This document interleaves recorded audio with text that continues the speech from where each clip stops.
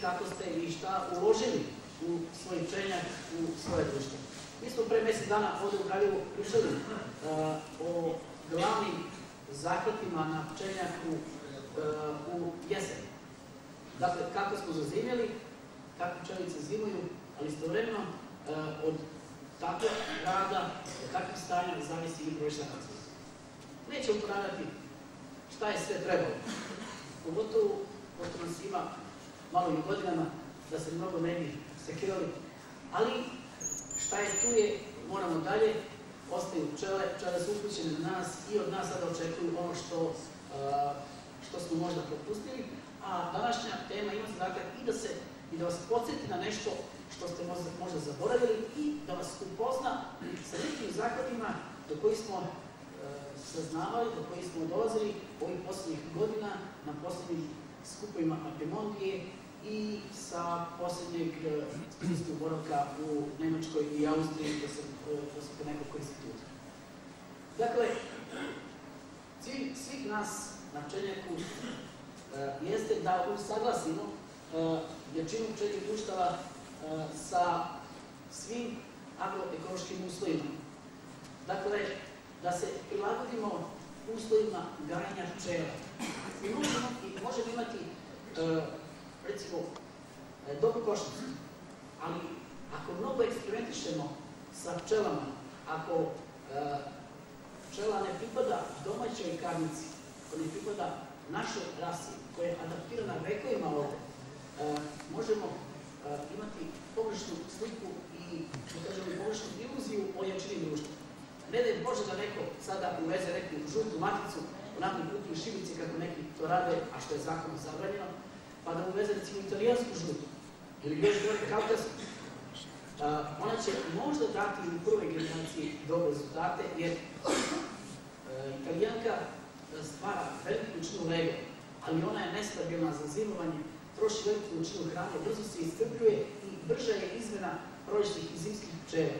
Umjesto da se ta izmena izvrši u martu, aprilu, često dolazi u januaru, februaru. I tako se dešava da pčelinja društva uđu sa velikim brojem pčela u zimu, ali je mortalitet veliki, smrtnost je velika i iz zime se prepolove društva i na kraju nema ko da proizvede ono početno leglo, a od tog početnog legla zavise one 3 pčelice koje će učestvovati u eksploataciji bagrane kaše.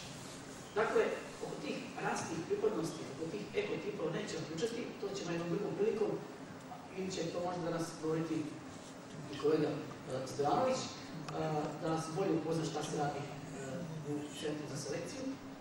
Ali ono što svako od vas mora da zna pri kraju prethodne godine, tamo augusta meseca, početkom septembra, da svakom društvu obezbedite dobru, što mlađu kvalitetnu maticu, da svakom društvu obezbedite dovoljnu količinu i kvalitetnog meda. Količina meda je 2 kg po ulici pčela, da je to zatvoren, da je to cvetni med, ne otvoren. Med je higroskopan, ubija vlagu, dolazi do kišenja, do fermentacije, pa čak i do alkoholne fermentacije. Tako da, poenta je da ona zimuje na zatvorenom cvetnom medu sa što manje minerala i sadnih materija. Sljedeće, da uđe društvo sa što većim brojem pčela. Domaća karnika ima tu osobinu da ulazi u proces zimovanja sa 7, 8, 9 ulica pčela. Ne valja ni veliki broj, da kažemo, pčela, ali posebno ne valja onaj manji broj pčela. Sve što ispod 4-5 ulica pčela treba spajati uvijek sa srednje jakim i zdravim društvom, pod uslovom da su i kislovići jaki. I ono što je najvažnije, to je četvrti faktor, to je da društva moraju ući u zimu rasterećena svih bolesti i svih štetočina.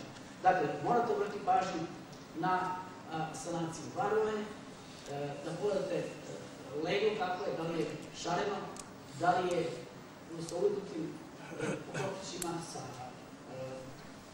ispucanim i da li ima slučajno nekog razvlačenja, što ne znači da će biti da je kuga ili može to da bude posljedica evropske druži, može biti prekraćeno leglo, ali sve u svemu neophodno je da pčelari budu pčelari, to znači da se ne mešaju u tu struku veterinara, apotekara i tako dalje, već da naprave jedan uzorak, odnosno kod takvih kontaktnog saća, kvadratnih 10 saća, tu papirnatu kesu i evo imate zavod ovde koji je referentan, vidite, i za ptičji grip, kamo i za ove pčeljne bolesti, da se izvrši analiza i napravite nekoliko uzoraka što mrtvih, što živih pčela i to je sigurna garancija da ćete dobiti pravu sliku o zdravstvenom stanju pčela na vašem pčelinjaku. Tako ćete sigurno uštediti i vreme, i trud, i pare. Nećete lečiti nešto što je zdravo, nećete bacati pare na preparate, niti preparat koristiti u pčelinjaka društva koja su zdrava, a pritom da kontaminirate, zagađujete med, vosak, propolis i celo povište, odnosno celog gnezda pčelinjeg društva. To su osnovni principi, znači, kojih se morate podržavati, bez obzira sa kojim tipom košnica pčelarite, bez obzira sa kolikim pčelinjakom raspoložite. Ono što je neobično važno, to je takođe da razgraničimo to biološko i ekološko mirovanje. Ono klube bez legla i klube sa legla. Klube bez legla je najstabilnije mirovanje. I pčela, taj prvi namet hladnog talasa, koji je dosta nepovoljan za pčelinje društvo, ono nekako lagodno prebrodi, jer je ona u nekoj fazi hibernacije. Ona stroši veoma malu količinu hrane i onoliko koliko je potrebno samo da premosti taj nepovoljan period. Ona se malo iscrpljuje. Ona, znači, pored male potrošnje, održava tu mikroklimu koja je na ivici egzistencije, ali koja obezbeđuje sigurnost. I ona tako živi i radi već godinama, milionima godina. Ne znajući ni za čoveka, ne znajući ni za hranu, ne za prihranu, niti za novinsku kartu i ostalo. Onda se umešao čovek u želji da što više dođe do meda, do pčelinjih proizvoda, pa je počeo da je tretira, da je maltretira i da ruši njene navike koje su već ušle u taj genotip, ušle su u geni. I ona, jadna, se prilagođava, ali to prilagođavanje traje stotinama godina, a ne za vreme našeg, što kažu, radnog veka ili za 5. generacije. I ona će sigurno naći odbranu i na našu hartiju ili na i čak i varov, evo već imamo nekoliko pravaca kako se domaća pčela bori protiv varova i tako dalje. Sve u svemu, mi moramo da shvatimo da biološko mirovanje, klube, bez legla, tako reći, ne zahteva nikakvu drugu aktivnost nas pčela. Pošto sam i sam pčelar sa 50 košnica, muku mučim i ja 20 nešto godina sledeći pčela i tako dalje, ponekad je bilo veće koristi i od pčela nego i od magisterijuma i od ferata i od profesura, ali eto, idemo dalje. Dakle, ovo biološko mirovanje je karakteristično i mi ga možemo pratiti. Pratiti ćemo ga tako što ćemo imati jednu, recimo, kontrolnu vagu na pčelinjaku. Na osnovu dekadnih merenja, svakih 10 dana, mi tačno možemo utvrditi do kad je pčela bila u tom mirovanju, do kad je klube bilo bez legla. Onog trenutka kada se količina hrane poveća od, recimo, u biološkom mirovanju traje, mesečno se troši hrana od 600 grama do kilogram i 200 mesečno, ali kad počne leglo, a one su još uvek u uvjetima što ekološko mirovanje, onda je ta potrošnja se duplira ili triplira u zavisnosti od površina legla. Mi pčelarskom vagom i merenjima 10 dana tačno možemo utvrditi kad prestaje to biološko, a kad počne ekološko. Kad počne ekološko mirovanje, onda ste vi potrebni. Znači, do kraja biološkog mirovanja vaša aktivnost pčelinjaka je nepotrebna ako ste odradili ovih 4-5 principa o kojih smo sada rekli još u kasnom letu, odnosno rano proleće. Početak legla je u stvari najkritičniji period u životu pčela. Jer da bi počelo leglo, mora da se promeni i gasno stanje, mora da se promeni i relativna važnost vazduha, mora da se promeni i temperatura. Sve to pčela reguliše hranom, većom i manjom potrošnjom hrane, medom. Ako nema dobrog meda, ona će stvarati temperaturu, ali će vagirati veliku količinu mineralnih materija koje su nesvaljive, koje se deponovu, koja čak može da zauzmu 2/3 za primjene trbuha, ali to neće pomoći i neće početi da defecira, da izbacuje ismetu košnici, što inače u biologiji nije jedan to svojstveno. Ona nikad ne defecira kada je zdrava, izgleda kada je bolesna, kada je ugrožena. I onda taj izmet podzira druge pčele, pa te druge čiste i onda se to sve umnožava i društvo čak u velikoj količini nekvalitetne hrane, sa velikoj količinom nekvalitetne hrane može na kraju od neadekvatne hrane, neodnozene, a simptomi su slični, da ugine. Ili pak jako da strada, da porodični razvoj može biti jako otežan, čak da do bagrenove paše društva ne stignu se razviju ni da uđu kao neka normalna društva. A da ne govorimo o višku mene za certifikiranje. Dakle, tu razliku morate napraviti, a pčele će vam same reći u odnosu na zavisnosti količine potrošne hrane. Dakle, kad počne leglo, onda treba početi sa ovim nekoliko ustava. Dakle, ovo je oče naš. Kada treba izvršiti kontrolu utopljavajućeg materijala, da izvršite kontrolu ventilacije, kontrolu količine rezervne hrane, ako je potrebno izvršiti stimulativno prihranjivanje, i to pravilo je preko zime, znači dok nema legla šećernih pogačana, kad počne leglo od plemenitih pogačana, a kad počne intenzivniji unos crtog praha, onda stimulativno šećerni sirup. Dakle, ovo natraženo posticajno prihranjivanje počinje sa intenzivnim razvojem legla. Do cvetanje džanarike ne treba proširivati gnezdo, godište od početka džanarike pa sve do bagrenove paše apsolutno treba raditi na proširivanju. Znači, do džanarike čak se i sužava gnezdo. Zatim, prazan prostor posebno je interesantan u voćnoj paši u vreme cvetanja jabuke i to je najveći stimulans razvoja pčelinjeg društva i na kraju, ako imate dobru voćnu pašu, pogotovo ako je prisutna uljana repica koja cveta između cvetanja jabuke i bagrenove paše, ona strahovito može da isprovocira pčelu razvoj, da cvetni prah utiče na razvoj svih žlezda, kako onih subparigelnih ili mlečnih do voštenih i tako dalje, i da izazove blokadu matice i dešava se da na ovoj paši društvo dobiju nagon za rojenje. Da, ne bi došlo do toga, da bi sprečili rojenje, pogotovo pre bagrene paše, onda morate paziti na godište kako bi praznim prostorom aktivirali sve članove zajednice i sprečili bilo kakvu blokadu ili neaktivnost. I u društvu ljudi kod nas, zna se ko štrajkuju, oni malo koji imaju više vremena za debatu nego za rad, onda su tako postrekači svega. Znači, aktivirajmo sve članove zajednice praznim prostorom i onda ćete stvoriti sve optimalne uslove za bagrenove paše. Dakle, kad treba društvo utopljavati?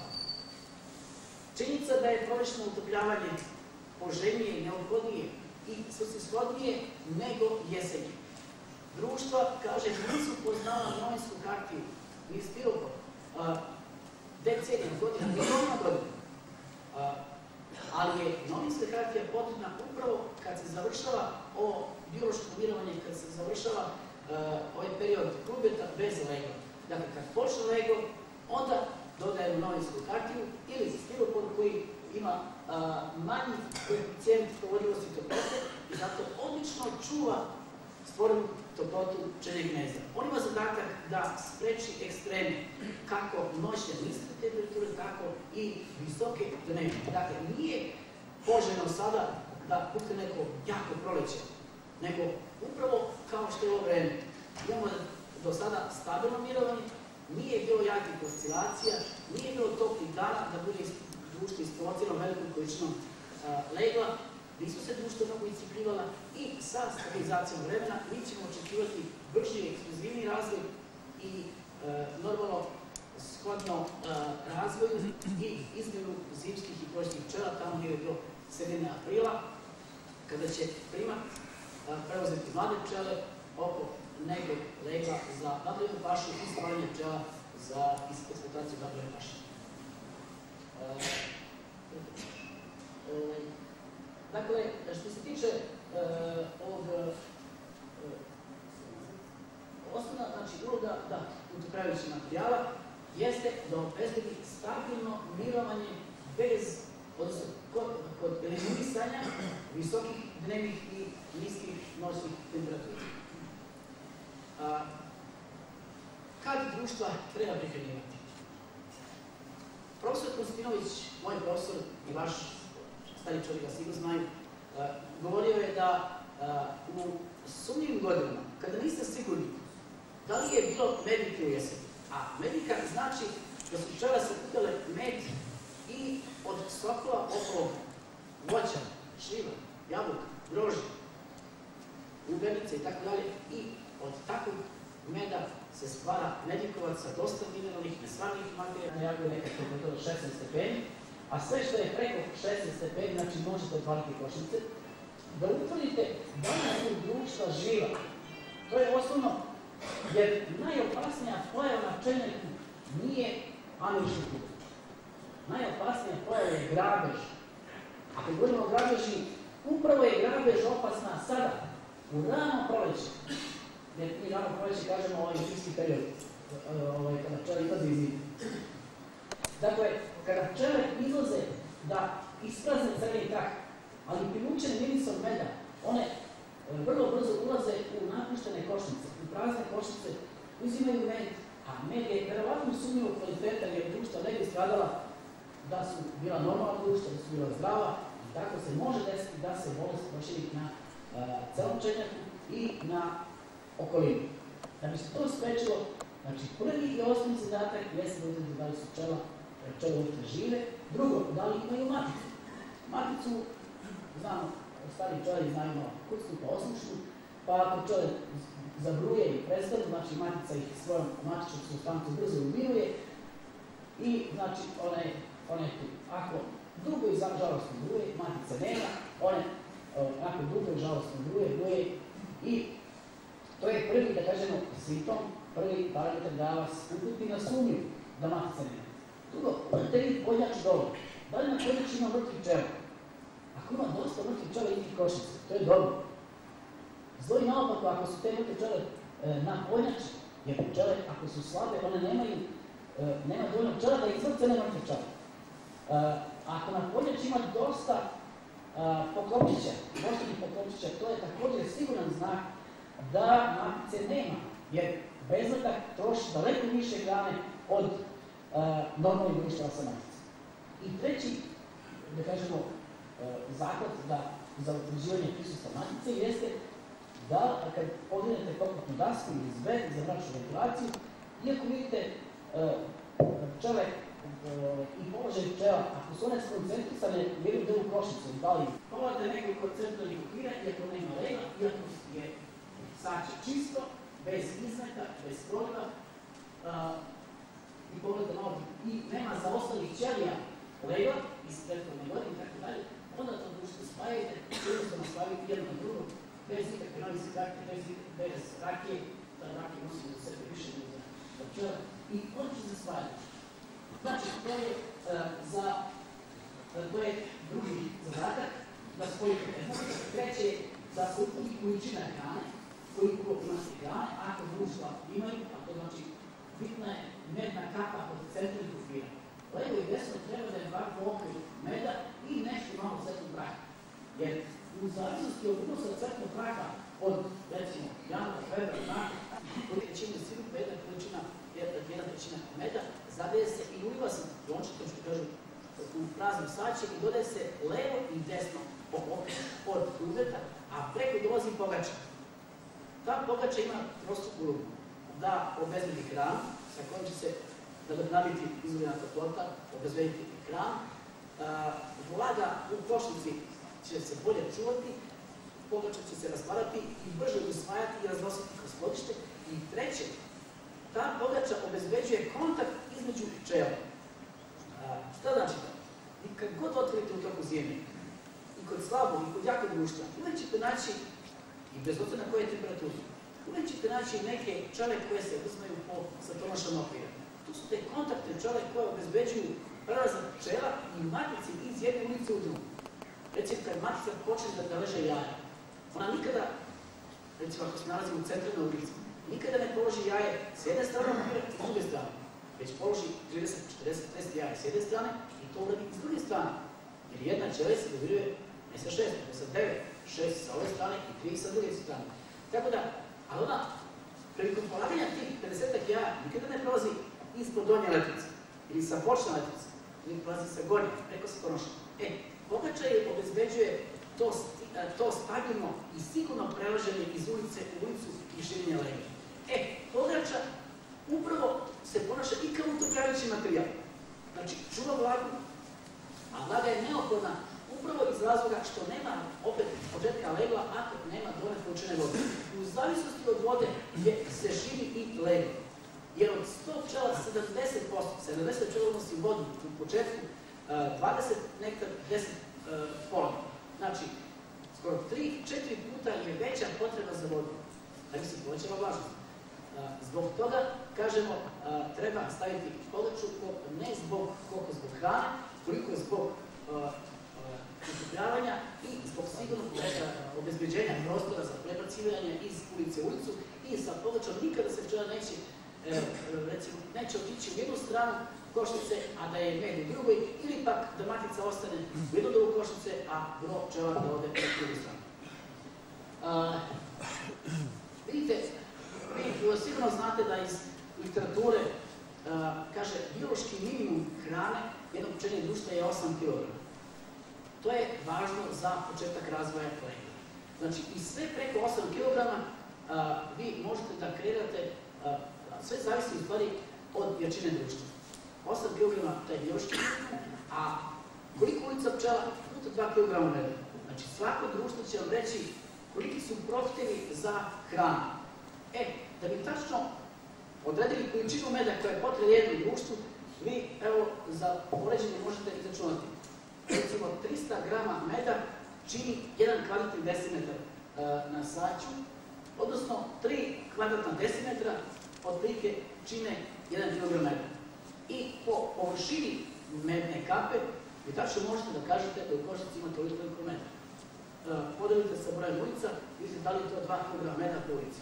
I, znači, pravilo je da svakoj ulici obezbedite 2 kg meda. Kad se dodaju pogače, idealno je na temperaturiji preko 10 stepeni, ali ako društvo nema hranu, mi dodavali smo nekada i na -4 stepeni. Jer manja je šteta društvo otvoriti i na -4, nego da ono ugine od gladi. Brzo će ona onom pogačom, onim šećerom, odnosno medom, da nadoknadi izgubljenu toplotu. Ali kad treba da se sanira nešto,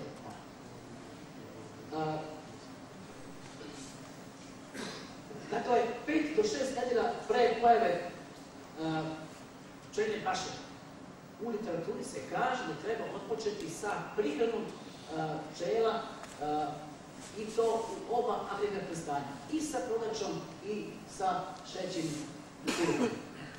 Međutim, cvetni prah je od kapitalnog značaja, posebno vitamini iz B kompleksa. Nije slučajno da u polenu, pa čak i u matičnom mleču i medu ima najviše vitamina iz B kompleksa. Ovi vitamini B1, 2, 5, 6, 12 su neophodni za početak i za količinu legla u košnici. Dakle, nema razvoja legla bez obzira šta im davali.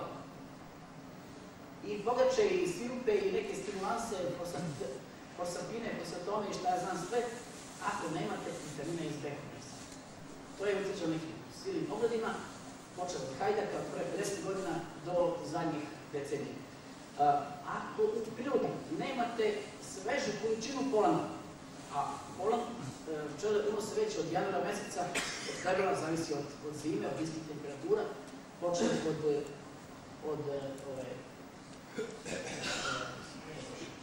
od zerastih kultura, od leske, od zerastih, mislim, ne računam kukureg i toto, ali leska je tu jedna od primarnih, kasnije dren koji je prva i nektarna paša, pored polena i sa povećanjem količine polena i sa povećanjem različitih vrsti koje sve više cvetaju i omogućuju pčelama veću količinu hrane, tako se i leglo širi. Ako toga nema u vašem kraju gde pčelarite, a mudrost starih pčelara nije samo u dobroj zaštiti i proširivanju i zbrinjavanju, već i u izboru mesta za pčelenje. A kad birate mesto za pčelenje, ne samo da je neka južna ekspozicija zaštićena od vetra i tako dalje, da ima vodu, već da se obezbedi rana prolećna paša. To je, da kažemo, jedna od glavnih preduslova za uspešno pčelarenje. Jer bez rane prolećne polenske paše nemate brži razvoj i nemate siguran razvoj i pripremu društva za pašu. Tamo gdje ima dosta grupa, gdje ima to polen, budite sigurni da ćete imati optimalan razvoj društva i sigurno pripremu društva za parlove paše. Ponekad, recimo u Kupinovu na Obedskoj banji, gdje je Venac postavio svoje mesto i kuću u potrazi za boljom pčelinjom pašom, a nju je našao na Obedskoj banji, upravo zbog rane prolećne paše, on je tada prešao 100 košnica i na kraju 1000 košnica. Dakle, polen od kapitalnog značaja. Ako ga nemate, onda treba izvršiti neku dopunu, a to znači šta je najefikasnije za dopunu. Po knjigama, u časopisu pčelari i tako dalje, dosta se piše i o bezbrašenom sojenom brašnu, zatim o kvascima, pivskom, hlebnom, obranom mleku, sokovima i tako dalje. Međutim, u nekim našim ogledima pre 10-15 godina, gde smo radili i sa hlebnim, i sa pivskim kvasem, neko najjednostavnije, a odlične rezultate smo dobili sa inaktiviranim pivskim kvascem. Od svih tih varijanti količina pivskog kvasa na pogaču i na siru, najbolja varijanta se pokazala 40 grama pivskog inaktiviranog kvasa na kilogram pogače ili na litru siru. To je otprilike najbrže se usvaja i najveća površina legla se postiže sa tim. Normalno, može se dodavati i vitamin C. Dovoljno je da sok od jednog limuna rasporedite na 5-6 litara i da jedna država oligovita sa makro-mikroelementima ide također na 7-8 litara sirupa ili toliko pogače i ako nemate pored ovog pivskog kvasa, možete i one bejuteksone drže da samijete i dostavite također na 6-7 litara sirupa ili toliko pogače. To je jedan dobar stimulans za razvoj legla, kako u čvrstu hranu, tako i u tešu. Znači, kako u šećernom mednom testu, tako i u šećerni sirup. Pčele, dakle, u rano proleće, rekli smo da u periodu trubeta bez legla troše malu količinu hrane, 600-700 grama do kilogram, zavisi od jačine. Jača društva potroše više hrane od slabijih, ali po broju pčela manje troše hrane nego slabije društva. Zato treba težiti da što imamo jače društva, jer na jačinu ćemo manje potrošiti, ali ćemo zato imati ekskluzivni razvoj, veću potrošnju lega, veći broj pčela i u Bagreboj veći prinos meda. Ali kad počne leglo, u toku dana, u martu mesecu, ona već troši 53 grama dnevno. U aprilu, odnosno u martu 195, do marta 53 grama, a u martu 3 puta više, 195 i u aprilu opet 308 grama. Dakle, sa povećanjem legla ne da se poveća duplira, nego se triplira, ali se zato i triplira i broj pčela. Znači i to je u korelaciji. Potrošena hrana je u korelaciji sa stvorenim leglom. I normalno uspešan razvoj se postiže dodavanjem 1 do 2 pogače do cvetenja džanarike. A kad procveta džanarika, onda se ide sa stimulacijom društva sa šećernim sirupom. Dakle, vi u proleće, u zavisnosti od vaše slobodne vremena, od veličine pčelinjaka, od izbora tehnologije rada. Možete društvo prihranjivati i pogačama, i sirupom, ali pravilo je da kada je hladno idete pogačama, a toplije idete sirupom. I najduža stimulacija se upravo postiže postepenim povećanjem količine sirupa. Dakle, prve nedelje podsjetljena čanarike 250-300 ml svakog drugog dana, druge nedelje otprilike 500 ml svakog drugog dana, treće pol litra sirupa svakog drugog dana, a četvrte i pete pol litra sirupa svakog dana. Vi nećete potrošiti više od 7-8 kg meda, ovoga šećera, za stimulaciju društva do bagrovne paše, jer 6. nedelje se društva ne prihranjuje. Kogod je išao na pašu, na bagrovnu pašu sa otvornim legom, vraćao se sa praznim memištem. Dakle, 6. nedelje se društva ne prihranjuju kako bi se što više legla zatvorilo. Jer veliki broj malih pčela, ako je nanezi legla, negativno se odražava na unos meda.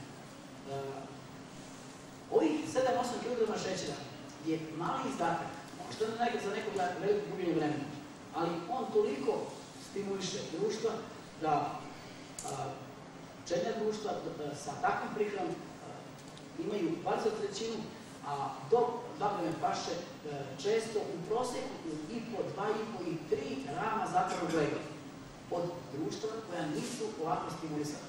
Normalno, kako jaka društva doneće i više meda.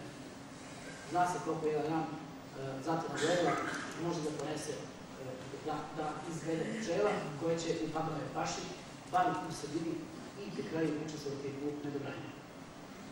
Na što treba još obratiti pažnju sada.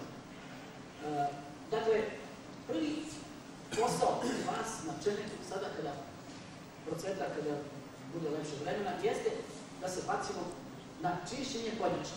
Na osnovu podnjača vi možete tačno zaključiti da li se radi o velikom ili malom društvu.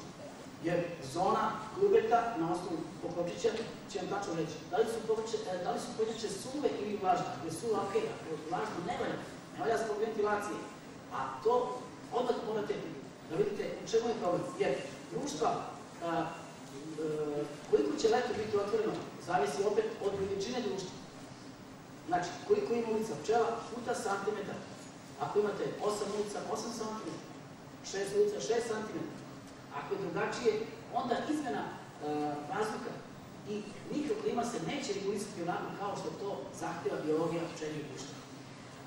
Kod te ventilacije također je važno, ako imate samo jedan otvor, leto, sva izmena, sve što uđe i mora da izađe kroz to leto.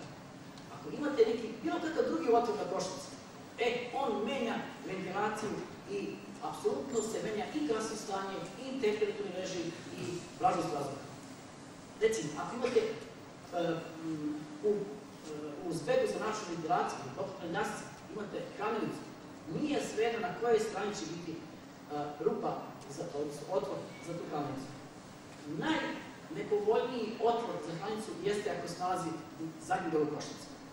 Jer kroz taj otvor i kroz leto prolazi ono glavno strujenje i izmena vazduha. I to bukvalno ide kroz klube, bukvalno ide kroz prvo prolećno leglo.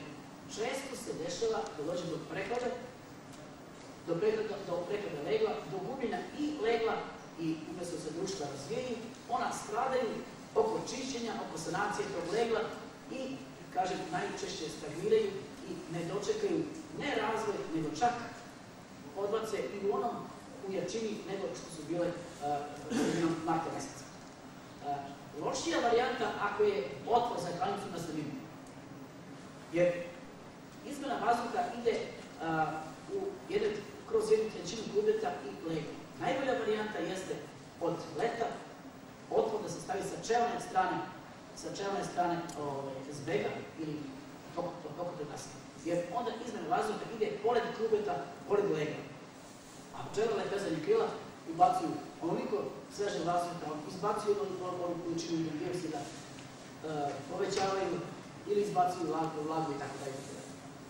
Dakle, što se tiče ventilacije, najbolje je imati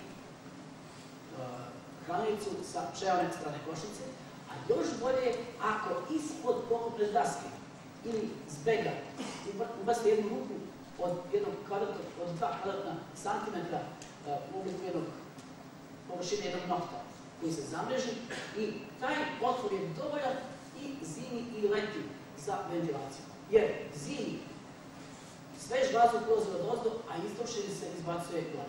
Međutim, leti, to znači, kad kažemo leti, računamo već bagremovu pašu, od prve jake paše pa do posljednje, je izmena vazduha drugačije. Svež vazduh prolazi gore, a istrošeni dole. To silozno prevetravanje je, da kažemo, novina i na našim prostorima i, ja da kažem, i nas i u svetskoj nauci. Opet, to smo 1997. godine u ovom kretanu kolega Činović i ja referisali o tome. I to silozno, ta silozna depresija ili silozna ventilacija je novina na koju moramo obratiti pažnju ako želimo da sačuvamo prolećno leglo, ali istovremeno da ubrzamo i sazrevanje nektara u medu. Jer pčele lepezanjem krila u jakoj paši imaju najveći problem kako da smanje vlažnost u tom nektaru sa 80-90% na ispod 20%, koliko je vlage u medu.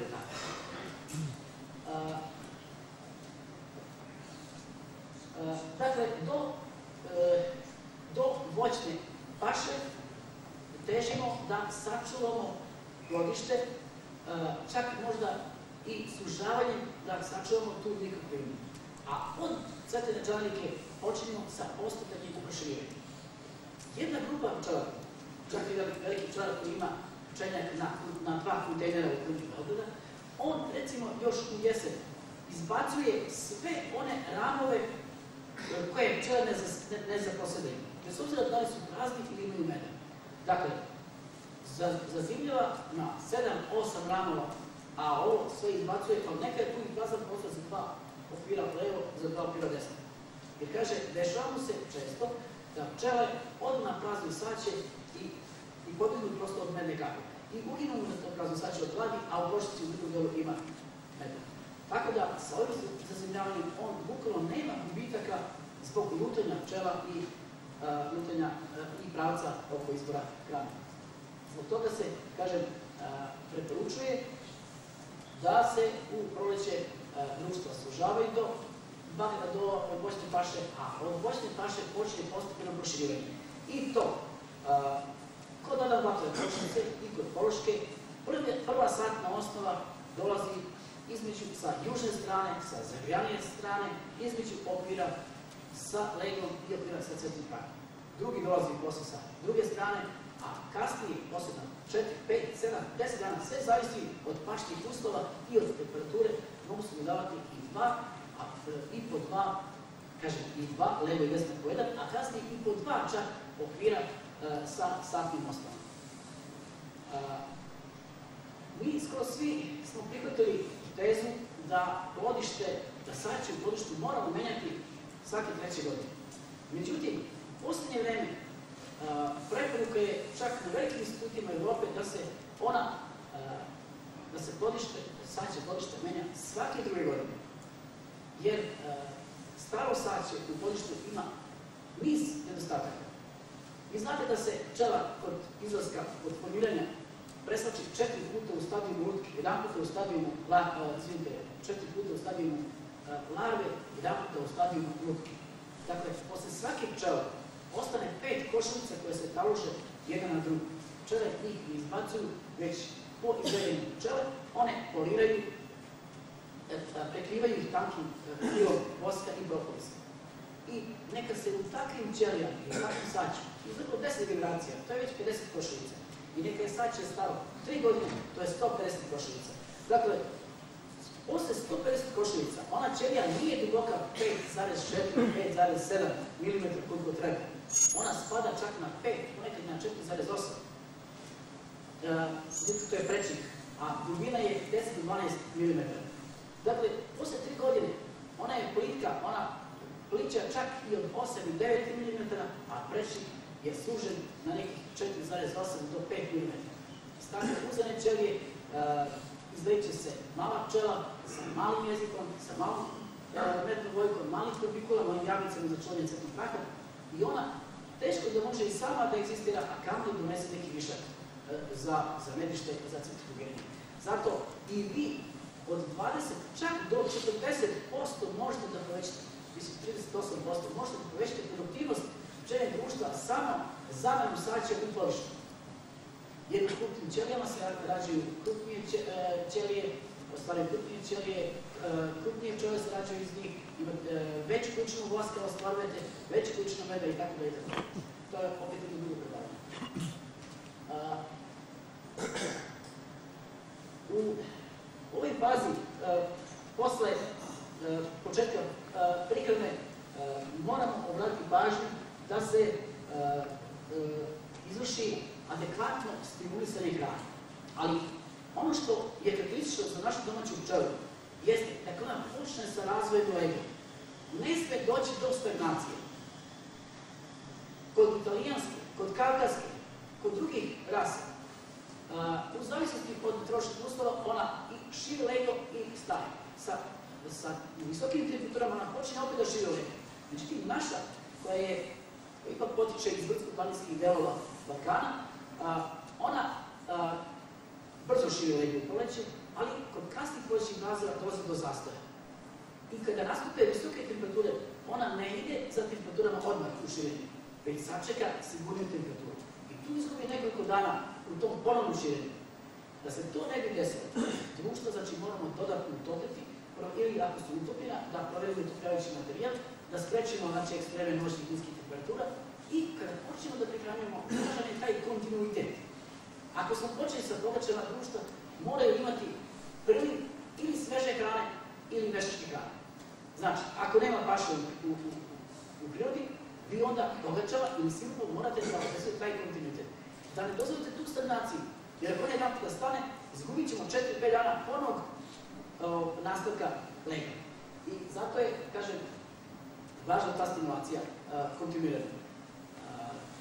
U našoj tehnologiji se sve više koriste polunastavci sa medom kao jedna pokretna medna kapa. Ona može, ta pokretna medna kapa ili polunastav sa medom može biti iznad plovišta.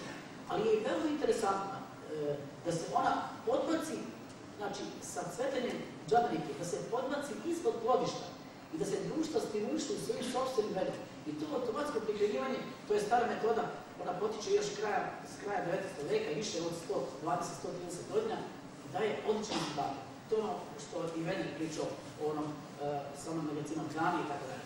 Ali to se radi, kažem, sa Adam Batom košnicom već više od 30 godina.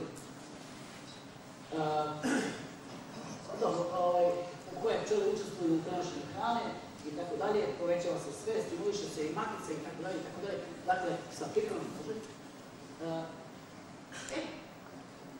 Koja je jedna od adekvatnih stimulacija, s obzirom na posljednjih 15-20 godina, zatraženo je da pčele u proleće, da se naše pčele dobro razvijaju, međutim, kod kasnih mrazeva u aprilu, pa čak dešavalo se oko 1. maja da bude i snega, da zahladi, da to lego periferno strada, one se iscrpljuju i od jakih društva mi dobijemo slabiće, a od srednjih dobijemo solidna društva koje donesu više kada za centrifugiranje.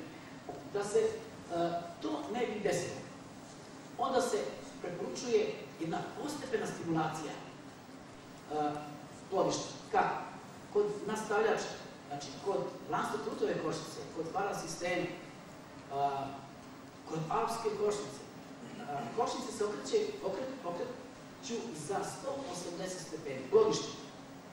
Kao što pčela ne trpi mednu kapu ispod sebe, ne trpi mednu kapu ni ispred sebe. A znate, prvo lego koje se javlja u košnici, nikad se ne javlja pozadnje, u posljednjem delu košnice, nego uvijek sa čelne strane. Ne samo zato što je ona osvetljenija i toplija, nego zato što je priliv kiselnika veći kod leta i taj kiselnik je neophodan za ishranu i za život, za stvaranje novog života. Bez kiselnika znači nema razvoja, nema stvaranja nove pčele. I ona potroši tu hranu za to prvo lego. Ali medna kapa ostaje, znači, iza njega i pozadnje. Kad se okrene za 130 stepeni, to je na jednom pčelinjaku od 50 košnica, zahvat ne traje više od pola sata, 40 minuta, da se sva plovišta okrene za 180 stepeni, ali veliki značaj ima. Jer ta medna kapa se otklapa i pčele povećavaju temperaturu. Svi se angažuju, neke na otklapanju, neke na prenošenju, neke na čišćenju ćelija, poliranju i na pripremi tih ćelija kako za leto, tako i za deponovanje te njihove hrane. Matica polože više, dakle svi članovi se aktiviraju, poveća se temperatura, ona stimulativno deluje na šinje legla i one se stimulišu svojim sobstvenim medom, dolazi do autoprihranjivanja. To isto možete uraditi i kod radnoglatove košnice i kod pološke. Tako ćete svaki drugi okvir položka okrenuti za 180 stepeni i da razvučete leglo. Dakle, medna kapa može biti pod jedan pozadnji i drugi ispod. Da se spreči širenje plodišta u stranu, već da se sačuva razvoj legla u centralnim ovim okvirima. Zašto? Dešava se, dakle, jakih društava. Pčele rašire leglo na 7-8 okvira, s tim što kod svih tih okvira to nije okvir pun legla. Kod projećnog legla znamo da to bude po 2 šake, recimo leglo, ali razvučeno na dosta okvira. Kod kasnih razreda, kada se pčele povuku u klube, ovo leglo ostane periferalno nebranjeno i umjesto da se izvrši zamjena zimskih sa prolećnim pčelama i tako dalje, ono je prehlađeno, ono se mora se čisti i one umjesto da unose nektar i polen, one čiste, pritom se i zaražavaju, povećava se mogućnost i proliva i nozemozi i tako dalje i ona stabiliraju i najčešće najjača društva ne dočekaju bagrenu pašu u onoj kondiciji kako se očekuje, već budu slabija od srednjih društva koje nisu imali veliko leglo, kod kojih je to uginjavanje bilo manje. Da se to ne bi desilo, ovo okretanje svakog drugog okvira daje bolje rezultate jer se leglo drži na tim nekim centralnim okvirima na 5-6 ramova i nema onog rizika od uginjavanja onih perifernih okvira. Tako znači da se izbjegava se prehlada legla. To se radi kad procveta višnja i kad procveta trešnja. Kad procveta jabuka, onda se vrši delokacija plodišta kod brutove košnice i kod može kod ražajke, kod parasistema, alpski i tako dalje. Znači, plodište koje je obično u drugom nastavku spušta se na podnjaču, a prazan nastavak se diže na drugu poziciju. Taj prazan prostor omogućava svim pčelama da se uposle. Dakle, matica se ne utrkuje sa pčelama radilicama ko će prezauzeti ćeliju. Da li ona sa jajima ili pčele sa nektarom, sa deponom nektara ili medom. Svi poliraju i mlade poliraju i tako dalje. Znači, prazan prostor po Rindereru još 90. godina 20. veka, prošlog veka, kaže da je to najveći i najbrži stimulans za prošli razvoj društva. Znači, nikakva prihrana, nikakvi stimulans, hemikalije ne mogu toliko da ubrzaju prošli razvoj kao ovaj prazan prostor. Ali opet, mudrost starih pčela se sastoji u tome da u tom proširivanju budu pomereni. Jer koliko ona može da stimuliše društvo, razvoj društva, to može da izazove negativne efekte, a on se sastoji u prehrani. Ako se previše proširi društvo, može doći do prehrane legla, čak do stagnacije najjačih društva. Dobro. Posle 10-ak, to je znači crtanje jabuke. Crtanje jabuke ima još još dva veoma važna zadatka. Da proširite i da stimulišete. Drugo, da izvršite reviziju starog deformisanog trutovskog saća. Starog, male ćelije, rekao smo koje su sve nedostaci. Deformisane trutovske ćelije.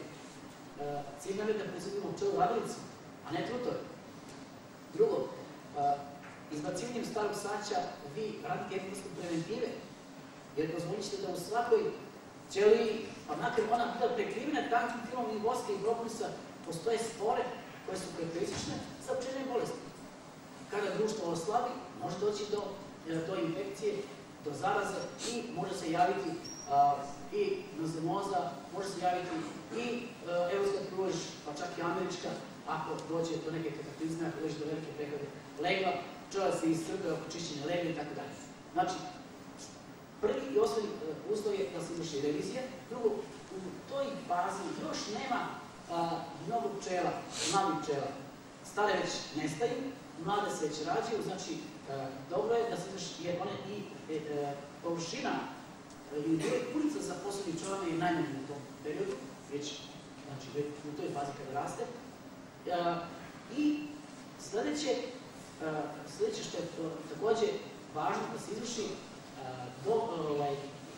stimulisanje izgradnje mladog saća. Mislim da u trci za medom zapostavljamo proizvodnju voska. Jedno pčelinje društvo, domaće karnike, je daleko većeg potencijala za izgradnju voska nego što mi mislimo. Mi često dodamo po 2, 3, 4 okvira. Ako čak u godini izgradimo jedan nastavak saća, mi smo prezadovoljni tako. Međutim, jedno pčelinje društvo na našim prostorima može da izgradi ili da stvori 5 kg voska. U Rusiji, koja ima još 40 dana dužu pašu od naše, znači njima se produžava tamo do sredine, do 20. septembra, oni kažu da jedno društvo, ali jako društvo, ima o slabićima ili o srednjim društvu, jako društvo, može čak 7,5 kg voska da stvori, da izgradi. Mi se nesavjesno ponašamo i prema starom saću. Kako da čuvamo, koliko gubimo, koliko nam voska mojac uništava to saće, ali ne činimo ništa da tu izgubljenu količinu voska nadoknađujemo povećanom proizvodnju. I da ne kažem da smo mi krivi što nam sapne ostale prodaju nesavjesni proizvođači, ali sad najveći problem u srpskom pčelarstvu jeste sapne ostale. I zbog male proizvodnje voska, ali i zbog velike količine parafina, istalina i tako dalje. I da ne kažemo da je vosak sada postao depo svega onoga što smo ovih nekoliko decenija radili sa pčelama. I neki proizvođači se čak i hvale da imaju sapne ostale koje deluju protiv varoje. Kako i ne bi kada ima toliko amitraza, ulenata, brompropilata i svega ima. A zato je Evropska zajednica donala uredbu da vosak iz plodišnog saća ne sme da uđe u pčelarstvo. Ide u industriju, ide za izgradnju sveća. Već samo vosak iz medišta, samo pokopčići i medišno saće može ponovo topljenje da se vrati preko satnih osnova u pčelarstvo. Da bi zaštitili i zdravstveno stanje, zaštitili svega, jer poenta je u proizvodnji kvalitetnog meda bez rizika. Dakle, imate 3 obaveze u vreme cvetanja jabuke. Da izvršite reviziju, staru depoliciju, usko saće, da izvršite stimulaciju i izgradnju satnih osnova. Kod dodaš vatove košta dodate po 1, 2 levo i desno, kasnije i po 2 satne osnove, kako bi zamenjali ili bar pola plodišnog saća zamenjali. Ako da transportove koštice, najčešće se dodaje iznad plodišta nastav sa filovanim saćem. Satna osnova, izgrađeno saće, prazno, satna osnova, prazno saće itd. I tako se najbliže gradi saće kod nastavljača. Sve u svemu, kad se završi jabuka, vrši se revizija na pčelinjaku i odlučuje se šta je za bagremnu pašu, a šta je za pomoćna društva. Prošlo je vreme kad smo mi pre bagremne paše izjednačavali društvo. Pisalo se da izjednačavanje mi povećamo produktivnost 30% kod slavnih društva. Ali koliko mi sakatimo jaka društva. Zato se obrnuto treba raditi da na kontru slabije društva jačamo jače društva.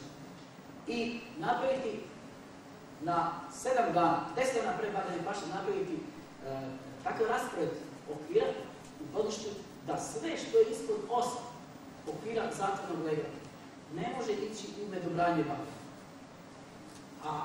Znači, uzimati od slabih društva po okvir zatvornog legla i povećavati jaka društva. Od slabića vi ne možete stvoriti jaka društva, a od jaka društva možete stvoriti srednje društvo koje neće variti medu, ali će ga osakatiti za onaj višak za centrifugiranje. I zato, kroz neke oglede koje smo radili pre 15 godina i mene sin, Stanislav je i Branimo svoj diplomski rad sa temom vojnog pčelarenja i posle silnih merenja mi smo utvrdili neke procente. Recimo, ako se, to je sljedeći odgovor, vraću se na retrofokiju, jer sve je vezano za jabuku, ako se društva prihranjuju, odnosno ako se pojačavaju sa okvirima zatvornog legla na 7, ali još bolje je ako se to radi na 14 dana pre paše, prinos meda se povećava 60 do 70%. Ako se društva povećavaju mladim pčelama, prinos se može povećati i 50%. Ako se povećava starim pčelama, izletnicama, 110, od 90 do 120%. A to znači svaku drugu košnicu uklonite, ove koje su ostale uštene u stranu, da primi izletnice i jednog i drugog društva, a ove uklonjene kojima smo oduzeli izletnice, one su ostale sa mladim pčelama, mi od tih društva možemo praviti paketne rojeve, možemo praviti pakete i od njih možemo raditi proizvodnju matice.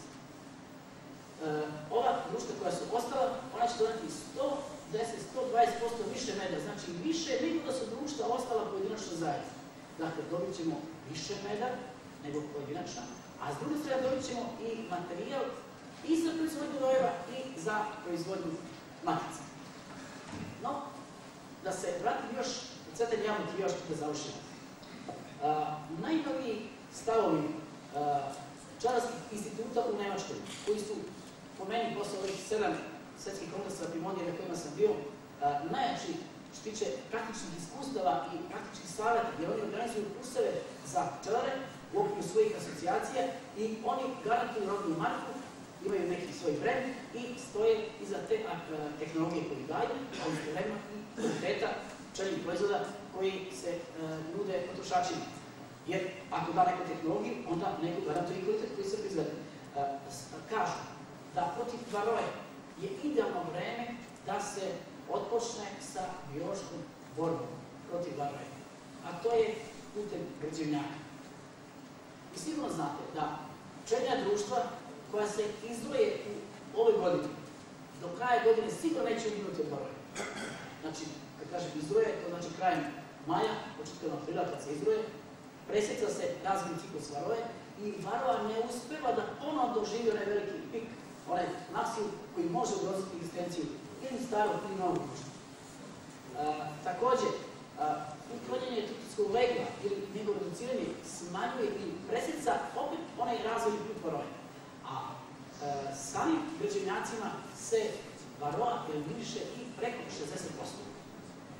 Mi smo ranije naučili da kad dodamo građevnjak, znači ram, sa malom satne ostave, znači na kojoj će čovjek praviti zapred sa tutijskim ćelijama, dodaje i vadi posle 19. dana. Europa kaže ne. Mi smo naučili da građevnjak stavljamo između okvira sa legom i okvira sa crtim pragom. Europa kaže opet ne. Zašto? Kaže, građevnjak se dodaje u sredinu lega. Znači, cepamo plodište. Ranije, kaže, ništa do posle materijalnih radova ne sme se podvajati plodište. A zašto? Zato što tu ima najviše glavnih pčela. Najintenzivnija gradna saća, najbolja temperatura i matica prva položi jaja. Dakle, taj centralni okej matica brže zalegne i on prosto prihvati onu varovu odnosne pčele koja se deponuje u taj ram građevnjak. Ali sada, opet u cilju što efikasnijeg izbacivanja varoje, opet na institutu kažu, odnosno i u institutu u Kipenu i u Celeru, pa i u Uncu, kažu da ima 2 građevnjaka u sredinu plodišta. I to od već, da ne kažem krajem aprila, ali početkom maja do sredine juna sa 3-4 vađenja vi eliminišete varovu preko 60-70%. A ono što ostane, ono se eliminiše mranom kiselinom. Ali onda ne po ruskom metodu, da idemo sa 96%, šokantnom dozom, nego da se smanji koncentracija. Jer na pre 3 kongresa, svetskih kongresa u Durbanu, zauzet je stav cele ekonomije, svetske asocijacije, da se ne ide sa velikom količinom hemikalije, da se smanji količina hemikalije i da se pokuša provociranje imuniteta pčela, da pčela izlazi neki novi put borbe protiv varoje. I to je izgleda i rodilo plodom i zadnjih godina, zadnje 6 godine, se primenjuje, znači, kombinacija bioloških, a i tehničkih zahvata selekcijom, odabirom pčela koje su tolerantne, znači imaju varovu, ali su tolerantne i na kraju jedan, da kažemo, jedan bezazleniji način, a to je putem organskih kiselina koje ne zagađuju mnogo pčelne proizvode, pogotovo što se koristi mravlja kiselina, koja je dominantna i u medu. U medu imate najviše mravlje kiseline od svih kiselina. U pčeljem otrovu, od svih histamina i svega i onog koktela organskih kiselina, imate opet mravlje kiselinu. Znači, to je poruka od pčela. Ono što je najviše kod pčela, idemo sa tim. Ako pčeli ne smeta tako količina mravlje, onda idemo sa mravljom, a smeta varovi. Znači, to su te neke poruke koje varova šalje i koji se lepo koriste.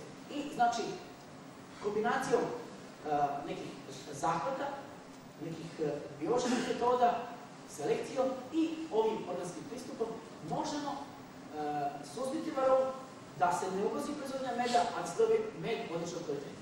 I znači, ovakvim krećenjacima sa po 2 krećenjaka u sredinu plodišta mi možemo svakih 10 dana da neizmenično vadimo jedan, odsecamo, pa vratimo, pa opet za 10 dana vadimo drugi, pčela zatvorene dovede sat i tako dalje. Pošto se društva mnogo istrpljuju na stvaranju zapeka, na stvaranju tog brežinjaka, jer znate, za 1 kg voska pčela potroši kilogram polona i 3,5 kg meda. Da bi se to ipak efikasnije iskoristilo za stvaranje legla i veće količine meda, onda se kaže, ne mora da se odseca taj građenja. Dovoljno je da se samo viljuškom otklope poklopčići. Pčele će te lutke oštećene da izbace. Taj meč će isisati, jer poznat kanabelizam kod pčela, gde pčele isisavaju kada su ugrožene, znači svoje leglo, da bi sačuvale kao opstanak društva. Znači, taj meč će stimulisati razvoj legla, a s druge strane izbacit će varovu. Varova, iako je samo nekoliko sati mlađa nego što traje njeno sazrevanje, ona će se roditi, ali neće biti sposobna za reprodukciju, za umnožavanje. Znači, dovoljno je samo otklapanje tog prutskog legla i da bi se sprečio razvoj ciklus varove. I to je, a čuvate vosak. Ne iscrpljujete pčelu. Znači, sa tim otklapanjem, sa takvim 4 neizmenično vađenja otklapanja, vi ćete preko 60% varove da suzbijete. Još efikasnije je ovaj metod klopke. Ja sam nas klopke, imao sam stepen za mene. Dobra klopka. Kalju. Dakle, još efikasniji metod klopke. Naime, mi smo u Kikenu imali i demonstraciju te metode. Ona se sastoji u sljedećem. Vi imate jedno pčelinje društvo i to se može uraditi odmah na početku bagremne paše. Dakle, pored normalne košnice stavite prazno telo. Identično, znači košnicu istog tipa. Tu praznu košnicu stavite jedan ram sa praznim sačem. Izređenim sačem, radiločno leglo i tako. Ostalu prazninu popunite sa satnim ostalom. Otvorite košnicu, nađete maticu i prebacite maticu na taj prazan sat.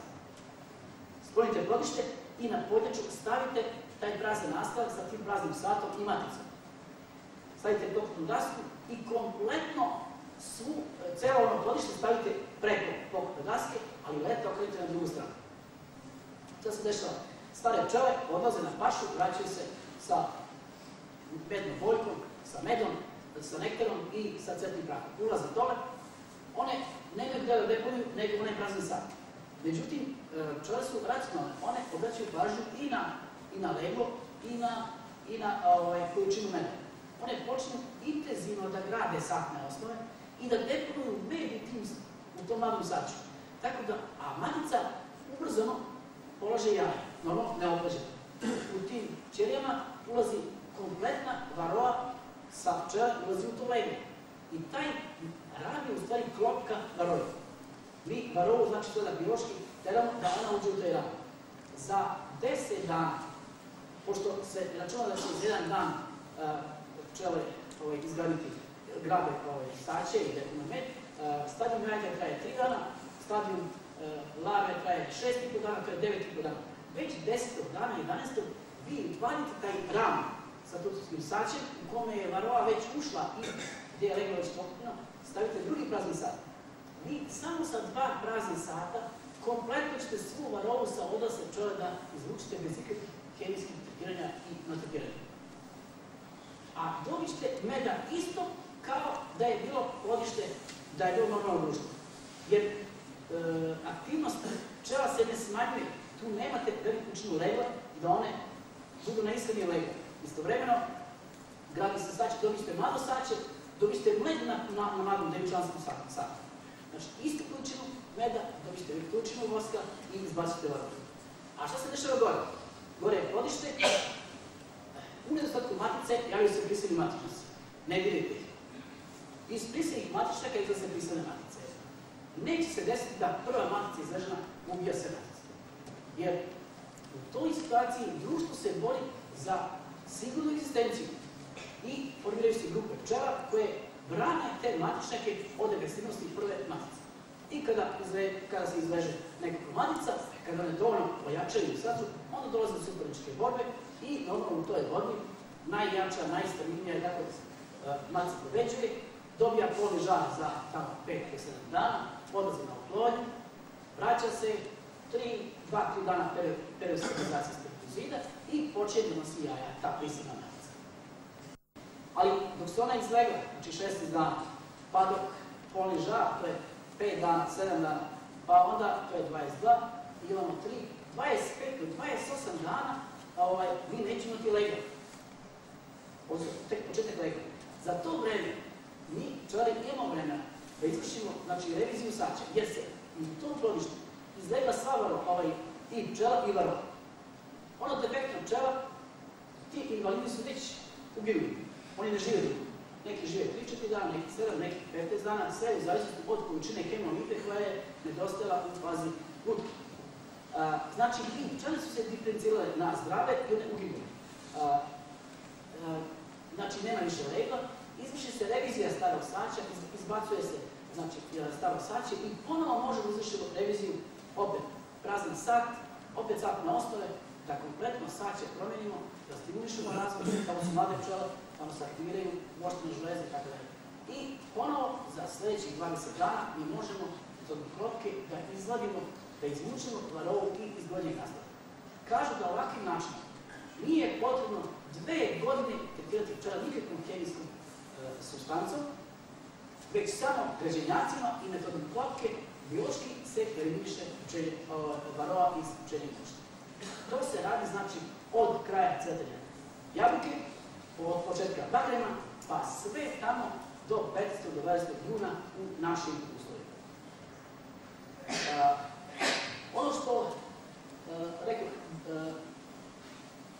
proširje gnjezda možete baš to spravili i sada u vreme cvetanja znači, jabuke i do bagrema imamo pripremu društva kako da dođemo do još veće količine meda. Uporedo, znači, jačamo društvo, stimulišemo, smanjimo procenat varroe, ali istovremeno kako se dobijemo još veću količinu meda? Pa eto, znači, da ne izjednačavamo društva, da na račun slabijih društva stimulišemo jaka društva, da nekoliko metoda primenjujemo, da pojačavamo društvo zatvornim legom, da pojačavamo društva mladim pčelama stresanjem, a to je malo trpnije i teža varijanta, da pojačavamo starijim pčelama, znači izbacivanjem svake druge, da idemo sa dvojnim ili dvomatičnim pčelarenjem. Dvomatičnim pčelarenjem vi možete povećati količinu meda i do 250%, 2 puta veću količinu. Kako? Recimo, ako imate pološ, imate a i gledam batu u košicu, vi možete podeliti preglednom daskom na 2 dela, a preko toga matičnu rešetku i onda popuni prvog polunastavka, dižete polunastavka, odnećete drugi i tako možete za kratko vreme, za 3-4 dana da napunite jedan polunastavak sa medom. I taj med će biti i zreliji od bilo kog meda koji je dobijet u društvu koje nije tako sredino, koje ima manje broj kućenih pčela. Dvojna, odnosno druga varijanta, da recimo kod pološke, imate jedno društvo, matična rešetka, zajedničko medište, drugo društvo, predviđeno matične rešetke. Ta društva koja su međusobno udeljena mogu biti na 4-5 gramova, a kompletan centralni deo da bude zajedničko medište. Ili pak, kod pološke kao gledanke, 2 društva se podele pregledom daskom, preko toga zajedničko medište i dolazi preko matične rešetke dolazi zajednička mreža. 60. godina se javila jedna nova košnica, tipa SARD, koja je bila, kažemo, u vidu velike palete. Tu su se, recimo, 6 košnica se naređe, kao što sad, recimo, sera naših pčeli u ekranom. I preko svih tih košnica dolazi matična rešetka i jedan veliki sanduk zajedničkog mrežišta. I pčele iz tih svih 6 košnica, što kažu, dekovni med, i tamo se ne cedi med, što kažu, onako ran po ran, već niti se pčele istresaju, niti izduvavaju, jednostavno dolazi kran, tovari taj veliki sanduk, mrežišto, stavlja se kamion, ono pčela što izađe, vraća se u svoje košnice, ono što ostane, ono pod utjecajem stresa zbog rada kamiona, ostane prikolo na saču, odlazi u hangare, tamo nekad se vozi 100 kilometara do hangara, ulazi se kao bitno da kamion ne stane na tom putu jer onda će pčele izaći, ulazi u hangar je obično zamračen, na vrhu se nalazi sjelica sa jednim ventilatorom, ali oblikovnim lepezama, gde se vrši usisavanje pčela i kroz jedan soludar, veliko crevo, usisavajući sve te pčele koje izlaze iz tih metišta, usisavaju ih u drugoj prostoriji pakove, kilo i 200 matica, pakiroje, i znači dobije se pakiroje, a s druge strane oslobode se metište odmah ulaze od klapače. Jedan od klapača može da obično hrani 2 centrifuge od 40 do 70 okvira, znači dok jedna centrifugira, obično od 12 do 14 minuta, druga se hrani, ova kad iscedi, ova se pušta, ova se izbacuje iz ovoga klapača se guri, tako se dobije i roj, dobije se i med, i to se ubrzava se. I na kraju, vojno pčelarenje je ono što radi Venet, da 2 društva rade za zajedničko metište, putem oduzimanja pčela, znate, na 7 dana se oduzimaju izlice gornje društvo, usmeravaju u zajedničko metište. Sljedećih 7 dana sa druge strane se također oduzmu i opet usmere i posle 14 dana, kad ono gornje društvo maksimalno ostvari, vrši se delociranje donjeg i gornjeg društva. Donje, koje je maksimalno jako, da ne bi otišlo u rojni nagu, se menja sa slabim društvom. Ona matica koja je maksimalno slabila, ona bez tog rojnog nagona ulazi u puno aktivnosti i vrlo, 7 dana ojača klodište i bude identične jačine kao ono prethodno društvo i onda se mogu čak spajati društva ili pak napraviti rojevi, pogotovo kad u tom sklodištu koje je gore, sa mladim pčelama možete praviti paketne rojevi. I na kraju peti metod, to je pojačavanje društava od 4 društva, odnosno to je više matrični metod, on je opisan kod nas kao Golokovićev metod ili još Žarko Simi ga je opisivao pre 20 godina u Srpskoj crni, gde prvo 2 društva spajate u jedno, pojačavate izliticom 3. društva, jedan udolite, i na kraju od 4. društva uzimate zatvorno lego. Ali to se preporučuje ipak za manji pčelinjak, sa manje, znači košnica, traži veliku snagu, ta društva su, bila je to one velike košnice, to je više matrični metod, gde imamo velika, da kažemo, gigant društva koje su stalno na ivici roditeljnog nagona, gde postoji mogućnost odrojenja, ali poenta da se rojenje spreči jeste da praznim prostorom stalno upošljavate prvo maticu i sve članove društva. I tako možete da dobijete dosta meda koji, kažem, može biti i do 5,5. Ovo ima još tu metoda, baš sam tu Plazanića koje neko reče, slušati od ruskih autora, koji prosto lego razvuku na nekoliko nastavaka, gde lego ide u jedan nastavku levo, u drugom nastavku desno, pa u trećem levo i tako dalje. I stanim tim nekim tik-cak linijama izlačite pčele zbog legla u sledeći nastavak, brzo popunjavaju prazan prostor i također se dobija matene duplo, a čak i više od 100% veće količina. Sve u svemu, to je ono kako dođete sa jednom maticom do velike količine meda, a posle, ako imate većih aspiracija, više snage, više mogućnosti, onda možete ovim pojačanjem dođete do veće količine meda. Ono što bih vama upućio, sam ja odušio, nije što reći. Ja spajam časom na fakultetu, pa ne znam još možda još dve cake da vam kažem pa reći posle. A onda sad upričamo. Recimo, šta sada uraditi ako bagen ne cveta? Dođe vreme ili pa bude žege, bagen se skuva što kada pčela ne bude nedobranja, znači pčela uvrši u redinu nadu. Kako sačuvati te pčele? Ako se pravovremeno pripremite za takvu varijantu, da vas bagen izneveri, a bude mi bilo ovih godina i takvih situacija, onda vi putem razvijavanja i, da kažemo, u maticu na svom pčelniku možete istu ekonomičnost da ostavite kao da je bila odlična paša. Veliki pčelari na svom pčelniku obično za svoje potrebe rade i matice. Oni koji ne rade, oni kupuju matice. Oni koji rade za sebe, oni mogu da recimo jednim metodom proizvedu potreban broj matičnog, to je 20 dovoljno recimo za jedan manji pčeljak. I to ne Millerovom, ne Alejevom, ne Dulikom metodom. U Hopkinsova metoda uzima se jedan okvir iz jednog odličnog društva, koga pratite više godina, i ne kladimo gostava, samo da ste više ožešali. Postavio sam što kako se matice proizvode na veliko, a ovo je tako za malo. Znači, uzimate okvir sa mladim legom i po vertikali i horizontali na jednoj strani izvezite dve susedne, ostavite treću, dve susedne i ostavite treću i to isto i po horizontali, tako da ostanu odobrane lavnice za proizvodnju matice.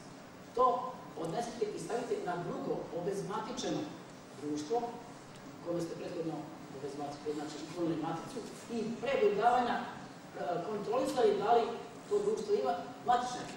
Ako se jedan divni matičnjak našao, propušio posao.